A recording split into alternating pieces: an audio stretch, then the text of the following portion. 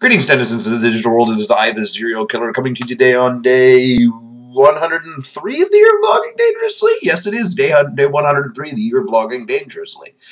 And today I'm going to ramble about art. Yep, art.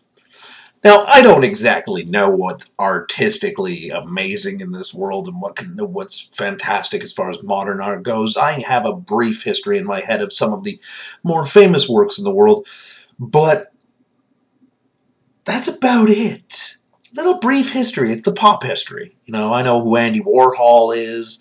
I know the standard Van Gogh, Munch, Picasso, bunch of people whose names I mispronunciate and stuff like that. And I understand the appeal of art because it gives us something to contemplate and such. It's the same as many pursuits. They don't seem to have a real value except that we attach to them. But I'll tell you this, none of the things that I attach value to that other people do not are quite as grossly overpriced in my mind as art.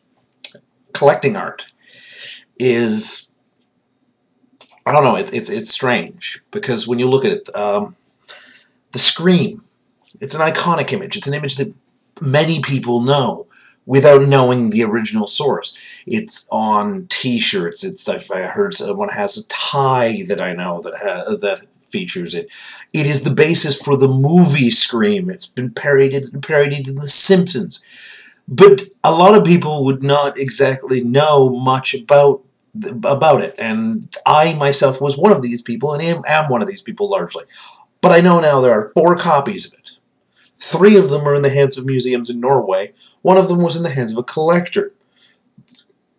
This one that was in the hands of the collector is now being auctioned off at Sotheby's. They expect $80 million for it, or somewhere in that range. $80 million. That's fucking ridiculous to me.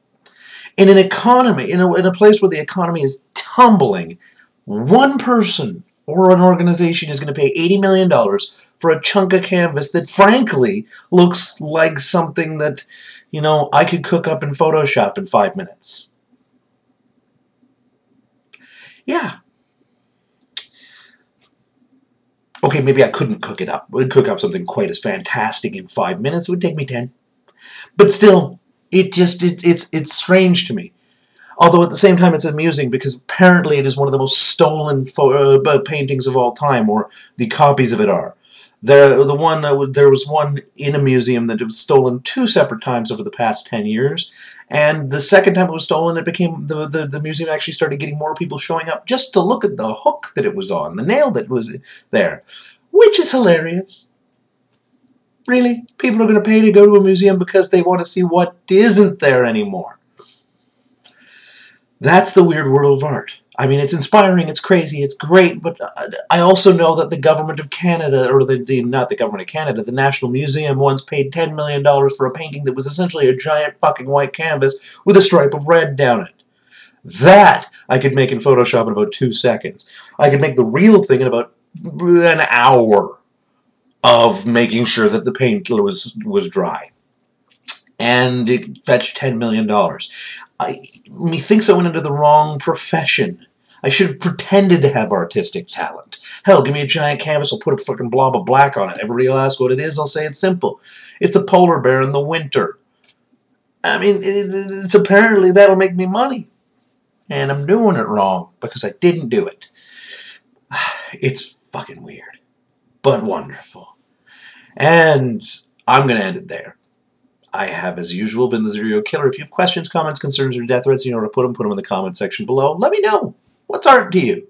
And what's art worth to you? I'll see you all tomorrow.